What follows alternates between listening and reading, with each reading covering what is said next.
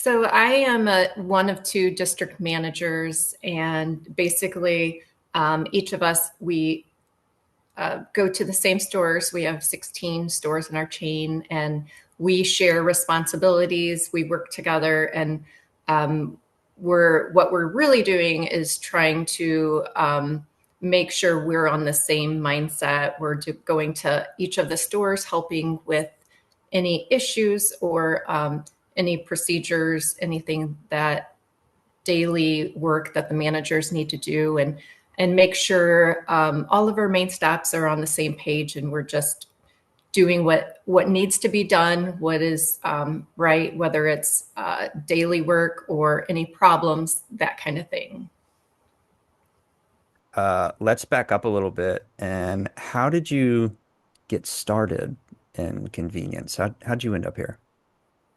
So this is also very unique. I started working at a ice cream store when I was 14, and by 16 I had quit.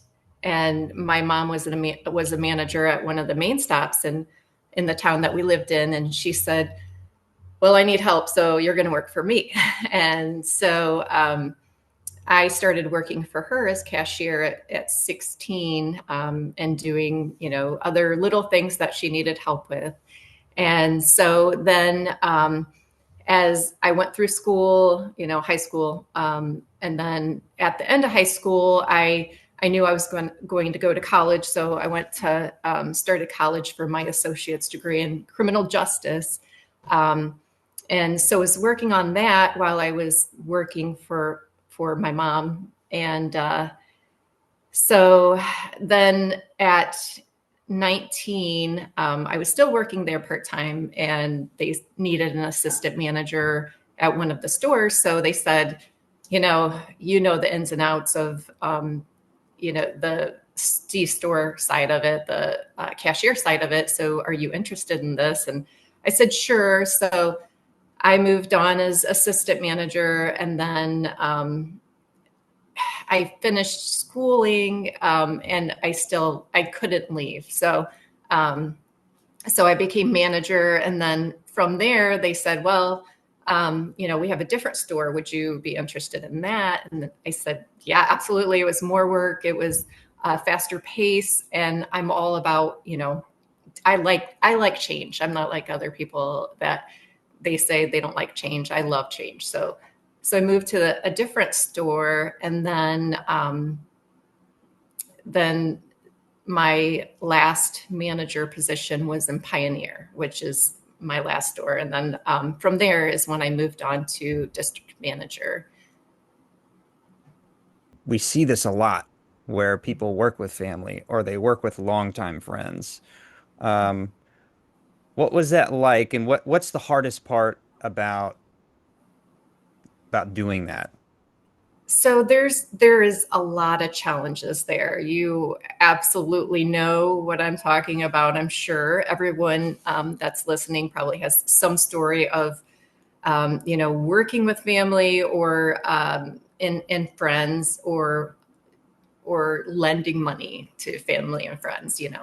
Um, there's the horror stories, of course. I would say, in my perspective, you do have to be careful. You have to set boundaries, and you have to always do what's right. So as far as my mom, as I said, I worked for her when she was a manager. Well, she had moved up when I was, early on in my career with St. Holtz McCarn. So she moved up and she became district manager. So for many, many years, she was the district manager. She was all by herself. She would ask some of the managers, including myself and Carrie, she would ask us for help on things or advice, or just how does this work. So I knew, there was that dynamic where I was helping her to help her be successful. So I think that helped me in the beginning to realize, there's give and take. You got to figure out, you know you're going to help somebody else, to better them, and maybe you're not going to get the recognition or anything, and that's fine, because um, it's going to come back to you. So um, as far as my mom and I, we had to come up with a dynamic where we could work together and not go home and bring the work home with us. There's the same dynamic with Carrie and I. And so Carrie and I were, we went to school together, same grade. We've known each other since we were about 7. So we've had a long, close relationship, and we're friends, great friends. And then we also have different personalities. So we have this dynamic where we know each other's strengths and we help each other. So there's times that a problem comes up, and maybe we don't see the same perspective on it, I guess you would say. And what we figured out is we have to sit down and we really have to discuss it. And you have to have an open mind, and realize, if they have a different perspective, you really have to listen to it and, see what's best for the company. I would also say, if you're, with friends or family, if for some reason there's some sort of relationship there where you can't do your job, you need to step away and let somebody else do it, and let what happens. Um, the reason I say that, I had a friend that worked for the company, and she had did some shady things. She actually stole from us, and I was involved in the process of looking for that information, and it wasn't easy. I was able to get through it just fine, and I stayed in there. But had it had had it had been too hard for me, then I would have stepped back, and Carrie would have taken over that same role. So I would say the biggest thing is you have to know what your company expects, and do whatever you can to do the right thing and do what they want you to. And if you can't, or if it's too hard for you, you need to talk to your team. So Carrie is your fellow DM, and you guys also have a unique setup where you don't separate the stores, you both oversee all the locations, and so you're kind of co-managing all of those locations. And so what are some of the ways that you approach your coaching and your leadership with your managers? And was there anything that shaped that approach? Yes, absolutely. So I would say in the beginning, you always think, I know how to do this. This is easy, and you find out, as I did, in the beginning, it was, I banged my head against the wall many times because I thought I knew how to do it and was going to do it on my own. So I guess the best thing to do is, which is what Carrie and I do very often, and when we do this with our boss Jeff also, we get together a lot and chat about what has happened. If there's any major decisions that need to be made, we talk to each other before we implement those, because you want to be on the same page, and not, you can't go backwards. So if there's a conversation of, hey, this is what's going on, this is what I'm thinking, and then that gives another person the opportunity to say, oh yeah, but did you think of this? So we've many times had those conversations, and I would say it works very well. But again, like I said in the beginning, it didn't, because you just think, oh yeah, I know what to do, so I'm going to do it.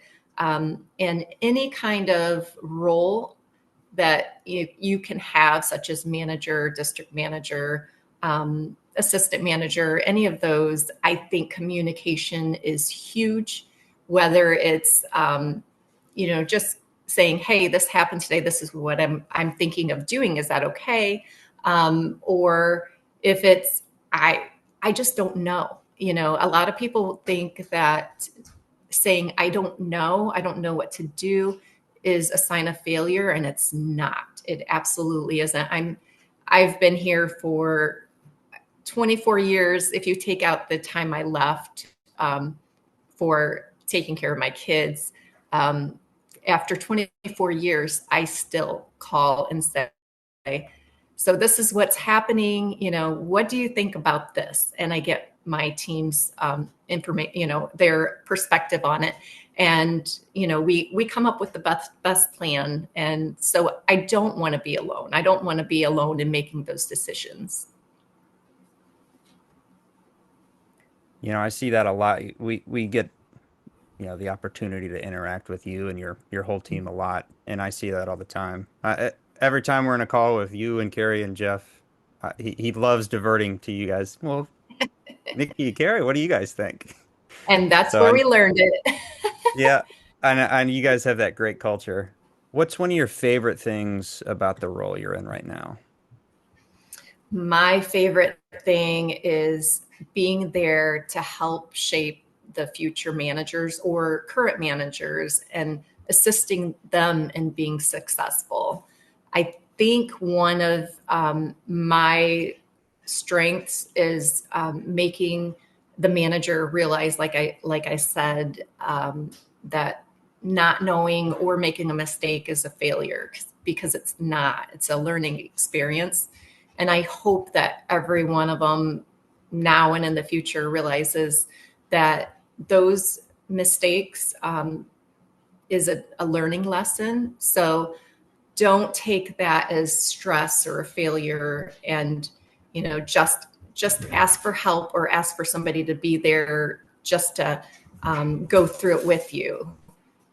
So I like being a part of a team and doing what I can to help the manager or coworker, cohort, Carrie, Jeff, you know, help them with whatever makes them successful as well. Mm.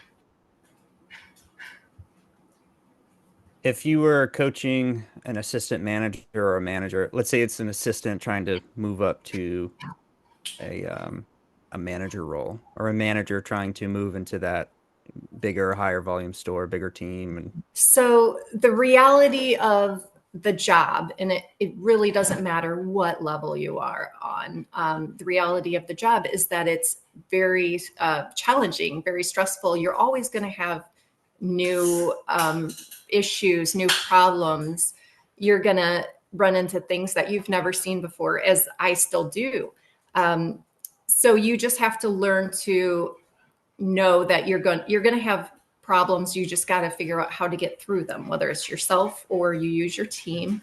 um, I would like to say I think you let your personality come through, because there's a reason we chose you for this position. We like you, we see something in you, we know you can do this, and you're not going to be able to do it alone, just as I couldn't, just as Carrie couldn't. We lean on each other all the time. So make sure you're using your team, whether it's your cashiers, your assistants. Communication is huge. Just going through and asking each person, finding out what they can do to help you. I also would say positivity. I like to look for the positive things, even in the worst circumstances. Say at least, we got through this. We were able to figure this out. It wasn't easy and it wasn't hard. And you got to see those instances and think of those when things are bad, because it's going to pass. You're going to get through it. You're going to have great days. You're going to have bad days. So don't let the bad days bring you down. Always look for the positive in what you're doing, and know that you are appreciated. And hopefully Carrie and and I know Jeff does, always gives praise, and sometimes we forget, but I'm hoping we do it enough that all the managers, assistant managers, cashiers feel that and realize that we do appreciate them, because we could not do this without them.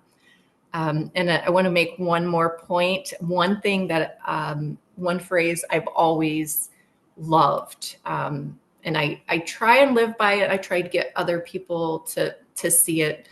One big challenge for some managers at one point or another would be social media.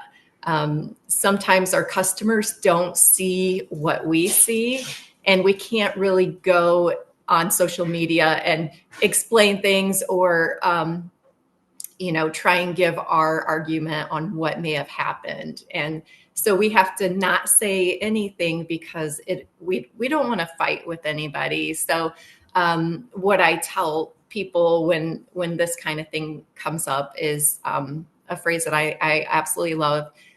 Live your life in a way that when someone says something bad about you, no one believes it. Just stay true to yourself, do your best, and know that your team is going to have your back. So you're not alone. You're going to get through this, and do your best.